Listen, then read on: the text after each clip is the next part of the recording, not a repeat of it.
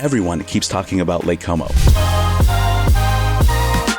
Lake Como is often overlooked by travelers, especially first-timers, because it's perceived as an area that's super exclusive or just meant for shopping.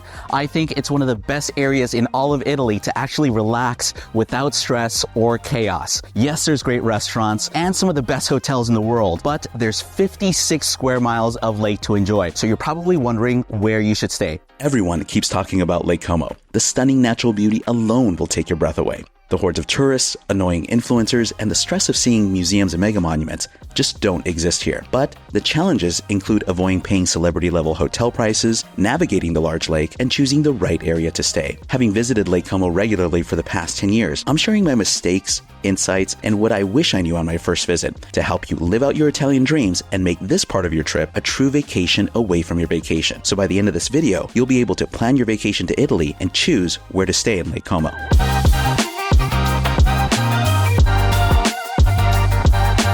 If you're trying to figure out where to stay in Lake Como, don't worry, I got you. I'm Angel Castellanos, the tour guide, and today we're talking about all the places you should stay right here in Lake Como.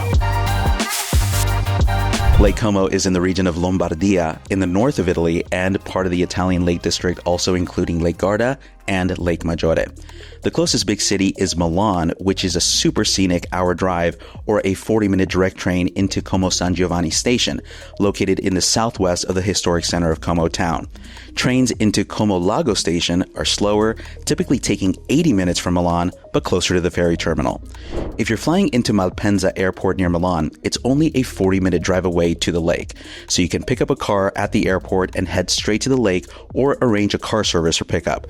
Trains from the airport to the lake are much slower, an hour and 40 minutes, and usually take or require a change, which is annoying. The pro move is to either begin your vacation at Lake Como to get over some jet lag, or end your trip here by indulging in some relaxation before heading home from the airport. Choosing the right area to stay is just as important as choosing the right hotel. We're going to cover the lake by region and show you some of our favorite places to stay.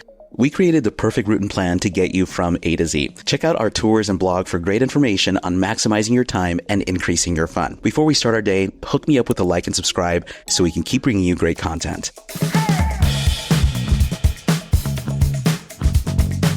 Getting around Lake Como is complicated since the area is so massive. Plenty of people have amazing vacations there without having their own car, but they are strategic about where they stay. Private boats and drivers can easily be booked ahead of time or through your local hotel concierge. So having a car is the way to go here in Lake Como, and most of these fancy 4- and 5-star hotels have valet parking included. You just give them your room number and they bring up your car for you. I recommend driving if you're a confident driver and want the ultimate freedom and flexibility to go just about anywhere. I don't mind driving in Lake Como because it's beautiful, it's not as stressful as the Amalfi Coast, and there are car ferries. The downside is parking, and that can be a challenge in towns, but many hotels have valet services. If you plan on driving, don't forget to download your favorite mapping app to be used offline in case you lose data service. Here are some drive times that don't include traffic. Como to Tremezzo is about an hour's drive. If you're going to Menaggio, that is an hour and 15 minutes away from Como town. Como to Bellagio is also about an hour's drive. If you're staying in Lezzeno and headed to Bellagio, that's only 20 minutes away. The annoying thing about Lake Como is that distances are very far, so sometimes it's not easy to get around, and I definitely recommend. So each major hotel has the ferry schedule, and there are plenty of car ferries available. Just check the schedule. You simply drive up. It's a little bit chaotic, so if you're not used to it, it can seem like a hot mess, but don't worry. You just get on the ferry, you pay your ticket when you're on the ferry, and you're good to go.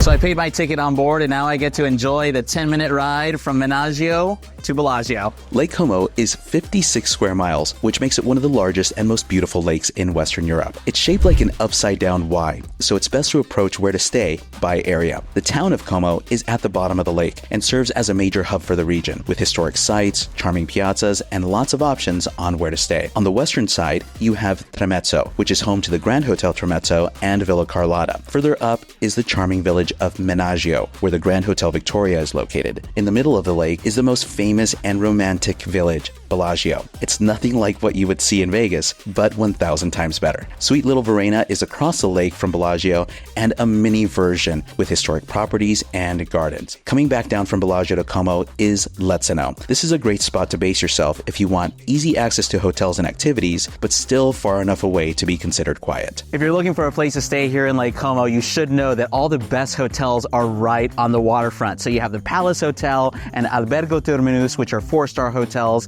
next to the Vista Hotel, which is a 5-star property. And they're just a stone's throw away from the bus station and the train station, which goes to either the airport or to the center of Milan. And of course, right across the street, you have all the ferries and boats to take you wherever you want on the lake. Como is the biggest town on the lake, and likely your first stop if you're coming from Milan or Malpensa Airport. It has a good traffic-free old town, an interesting Gothic Renaissance cathedral, and a pleasant lakefront promenade. It's an easy 10-minute walk downhill from the train station to the boat dock. Boats and ferries leave Como every hour for different parts of the lake. The recently renovated Vista Palazzo Hotel is both grand and intimate. With only 18 rooms, it has a boutique feel, but it's still a 5-star L property. The positioning of the hotel is right on Piazza Cavour, facing the lake, so many of the hotel rooms have stunning lake views. The hotel also has the only restaurant with a terrace in the town of Como. It's located on the rooftop, and Michelin-rated Sotto Voce is run by chef Stefano Matara. It's one of my favorite restaurants on the whole lake, but you're gonna have to wait until the next episode for the full story and review. But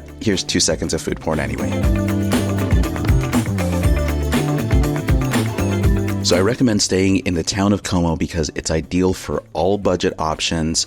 It's centrally located. There's access to transportation and shopping. It still has a small town vibe. And if you have kids, it's definitely the right place to stay. Bellagio is the most famous town on the lake because it just oozes old world elegance and is a great place for shopping, strolling the lakeside arcades, or having gelato. Bring your walking shoes if you decide to walk up the steep lanes from the waterfront. One of the must-stop locations here in Lake Como is definitely Bellagio. It's often referred to as the Pearl of Lake Como because of its strategic location.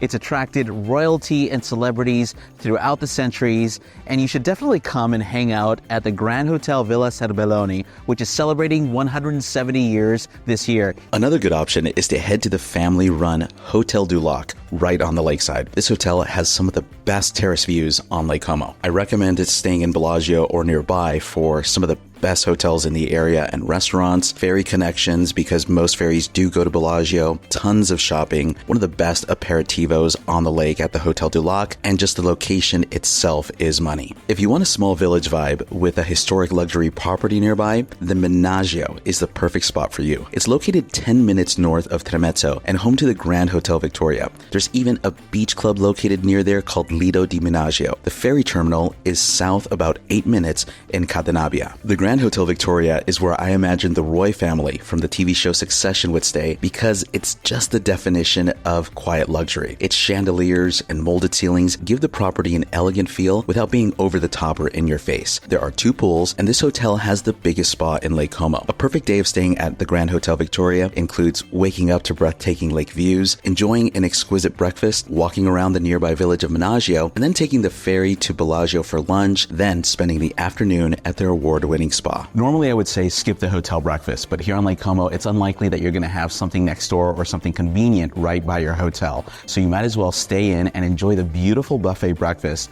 served by your hotel, get some lakeside views, and start your morning off right. So I recommend staying in Menaggio because it's ideal for access to a local village. If you're a spa person, you'll definitely be happy. There's also plenty of access to transportation and sites. There's a beach there. And if you're a multi-generation family or a family with kids, you'll definitely be happy. Tremezzo is on the west side of the lake, about a 30-minute drive north of Como. It's almost opposite of Bellagio, so you get these stunning views of the lake. The area is also a transportation hub for ferries and boats. It's almost next door to the 18th century historic Villa Carlotta and nearby to Villa Balbianello, 2 of the top things that you definitely have to see in the area. It's also home to the most famous hotel in the region, the Grand Hotel Tremezzo. The Grand Hotel Tremezzo was named the best hotel in Italy by Condé Nast. It has 3 pools, 4 restaurants, and 90 rooms, an exquisite garden, and a beach, so there's plenty of space and privacy for guests. The hotel is decorated in this beautiful Belle Epoque style, with some of the suites having historic furniture. Their spa is world-class, and I definitely recommend the heat treatment. Shoppers will lose their minds in their sense of lake boutique. Most importantly, the warmth of the family-run hotel makes everyone feel welcome. We recommend staying in Tremezzo because it's ideal for luxury hotels, proximity to historic sites, access to transportation, and plenty of restaurants. Now, if you really want to get away from it all, then home base in Varenna.